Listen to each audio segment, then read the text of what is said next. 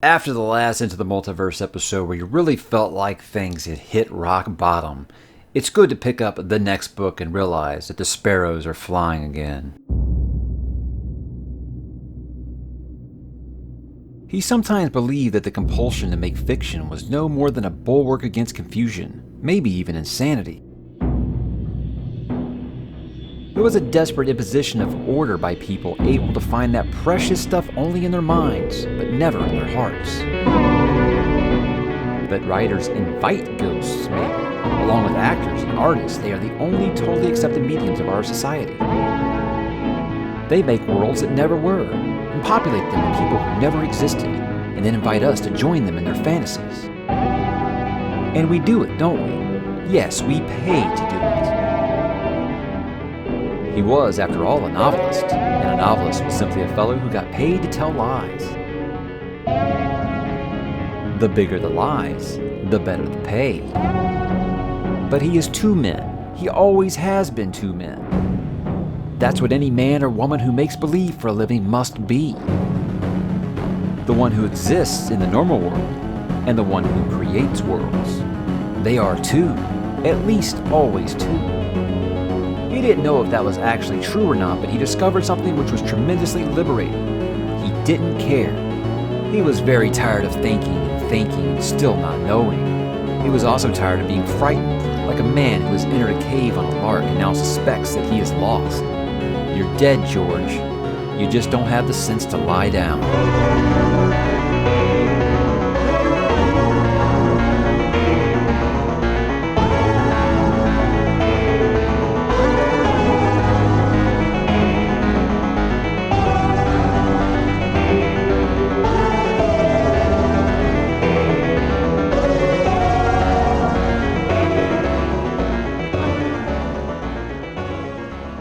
Hey, what's up, bookworms and constant readers? Mike back again to talk a little more into the multiverse as we talk about the 17th published novel under Stephen King's own name. This is 1989's The Dark Half, aka Stephen King's first book sober. Yes, I feel like it's gotten more of a legacy now as his first book when he got off of the sauce, and that's really... When you go back to look at what I talked about last episode with Tommyknockers, you really saw what happened when he just was at the peak of his substance abuse. Now, this was like the first time in a while he hadn't put out a book for a little bit. And I mean by a little bit, it was between 2 years before, between Tommyknockers and The Dark Half here. But this was the second best-selling book of 1989 behind only Tom Clancy's Clear and Present Danger. So obviously, the excitement and enthusiasm were still very much there for Stephen King, even if some people did not really take to Tommyknockers. I think that's one of those kinds, it's the way that it's aged, because at the time it came out, there wasn't nearly as many gripes about it as it is now, but I really believe this book was kind of written as a response to him being discovered as Richard Bachman, his pseudonym, or his alter ego, if you will. So his first book off the sauce is The Magic Still There? What we're going to talk about today. We're going to start with what is it about? Now, Thad Beaumont is a writer, and for a dozen years, he has secretly published violent bestsellers under the name of George Stark. But Thad is a healthier and happier man now, the father of infant twins, and starting to write as himself again. He no longer needs George Stark, and so with nationwide publicity, the pseudonym is retired. But George Stark won't go so willingly. And now Thad would like to say he's innocent. He'd like to say he has nothing to do with the twisted imagination that produced his best-selling novels. He'd like to say he has nothing to do with the series of monstrous murders that keep coming closer to his home. But how can Thad deny the ultimate embodiment of evil that goes by the name he gave it, and signs his crimes with Thad's bloody fingerprinting? That takes us into 1989's The Dark Half, a book that has mixed reception amongst the Kingdom universe. Now, I'm going to go ahead and do what I always do, guys. We're going to get into what makes it good or bad here, and I like to start with the good. What I think is unique about this book is it's the first one as King, where it kind of feels like it has that cynical Bachman style of horror. Something I thought that when he writes as Richard Bachman, you always kind of got that more brutal, more visceral kind of horror, just straight up in your face. Whereas, under his own name, it's always more of that kind of like psychological grip in your armchair. You know that it's coming, you can't do nothing about it kind of horror, that sense of dread. Whereas this has no problem just being blood and guts and in your face. It's just the kind of the writer that he was when he wrote as Richard Bachman. That kind of comes through. It's not only kind of a theme of the character in the story, about when he writes as George Stark, that is really a lot more brutal, a lot more visceral, a lot more just, juvenile, I guess you'd say, because a lot of things in here you can tell he was kind of poking fun at himself and some things like that. And I'm sure a lot of these things are the discussions that him and his wife have in this book are discussions that Stephen King and Tabitha had in real life as well. So lots of real life comparisons in here, and I think that's something he's always done. But yeah, this is very much written in the style of a Bachman book, and I think since the cat was out of the bag, he had no problem kind of doing that. And I think this also might have been him, dealing with his sobriety. That definitely is going to play into this book, whether people want to accept that or not, knowing that. I think that this has one of the most horrifying things I've ever read in a Stephen King book, and I think without spoilers, I can tell you is that it has to do with an eye. Okay, it's very disturbing. It's very early in this book. It's very, very early, and it's something you just be like, what in the world? Are you sure he's off the drugs? Because holy hell!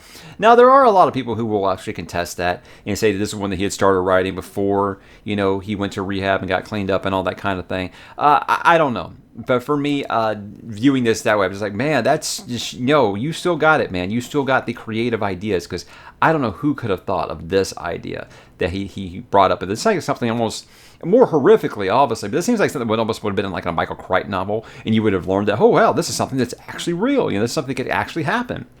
But yeah, it's very, very disturbing.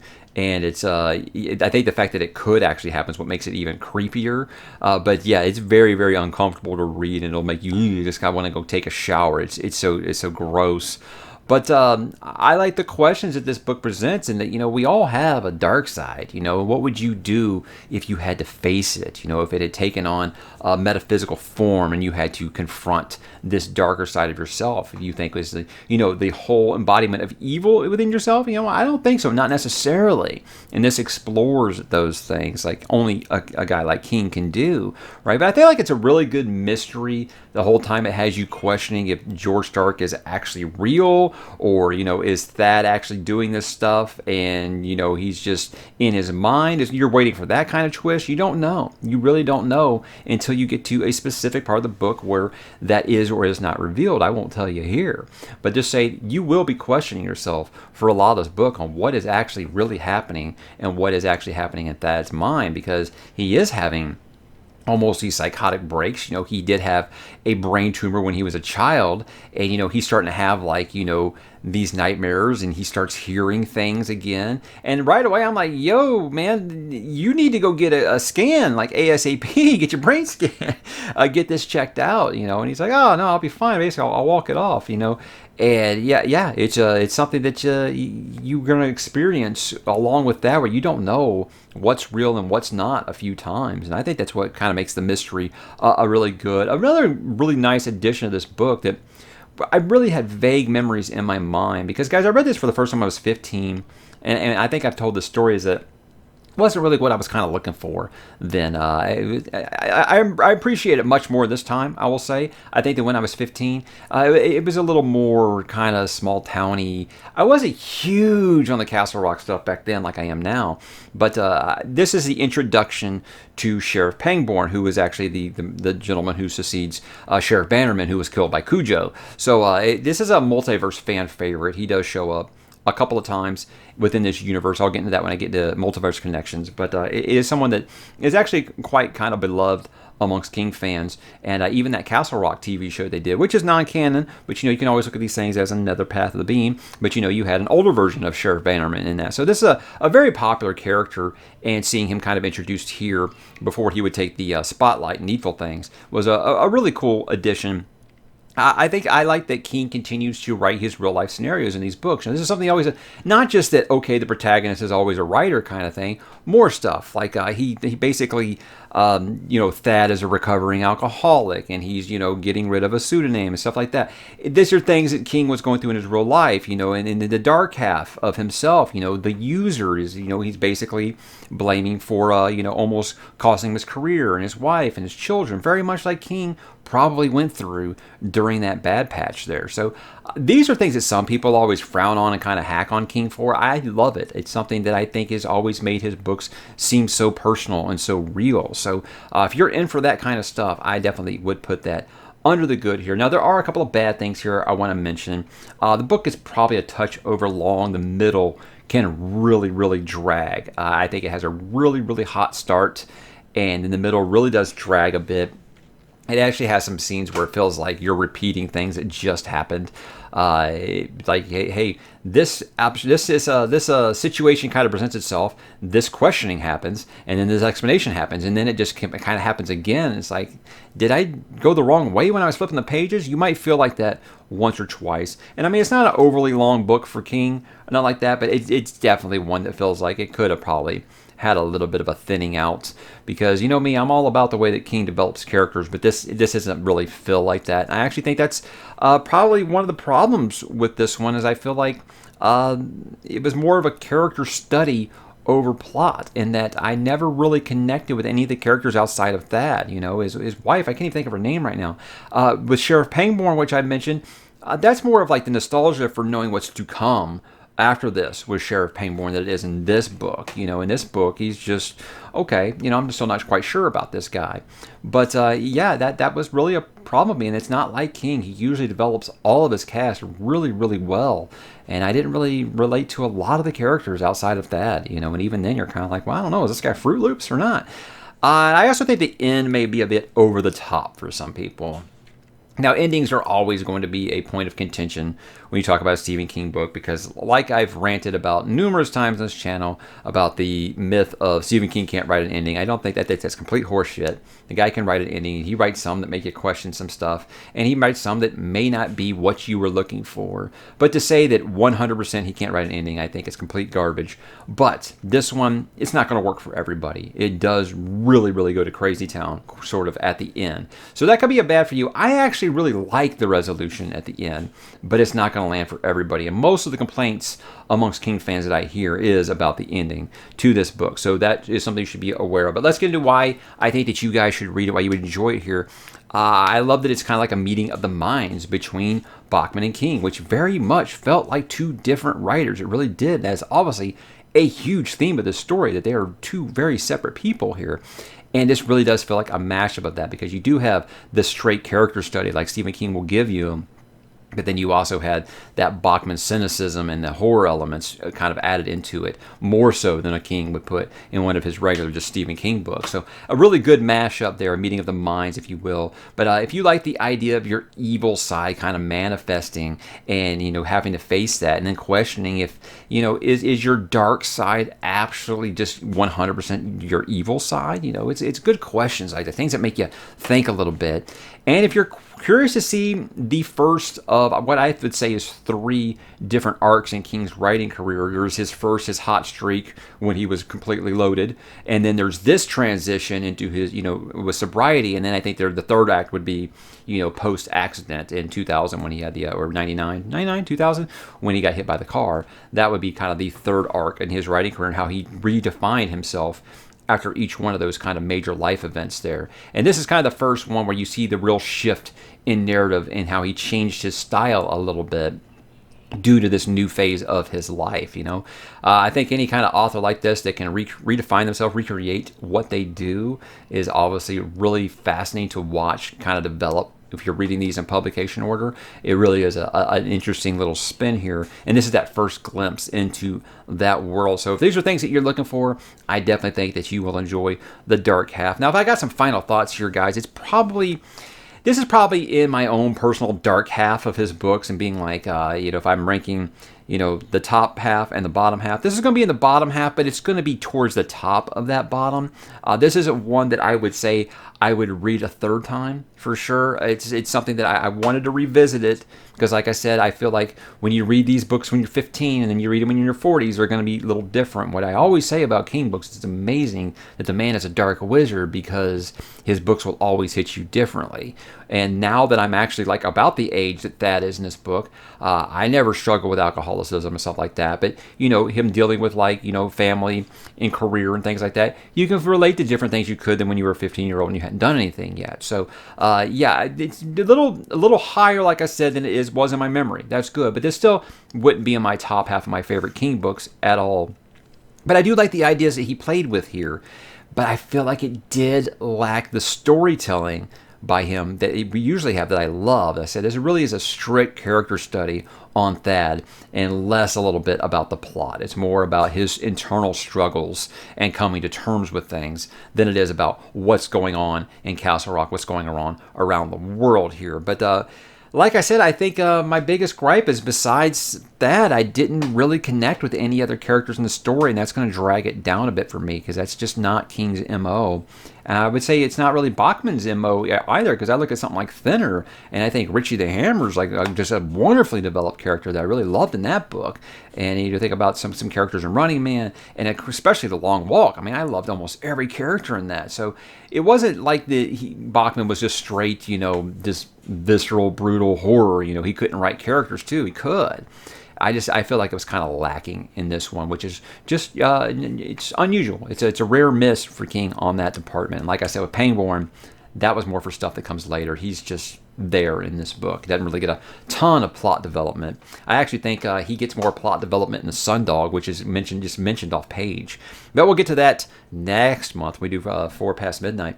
But it's kind of feel like this book's kind of become underrated a little bit as time has went on. Whenever you see like top 10, top 20 lists, you'd never see this book come up. And I think it might be because it's like I said, it is a transition book in his career here in the way that he tells stories. So I think that kind of is the way that most King fans feel. But I mean, I do see some people say this is a top 10 book for them. It is rare. I mean, there's some people in the Discord saying this is a top 5 Stephen King book for them.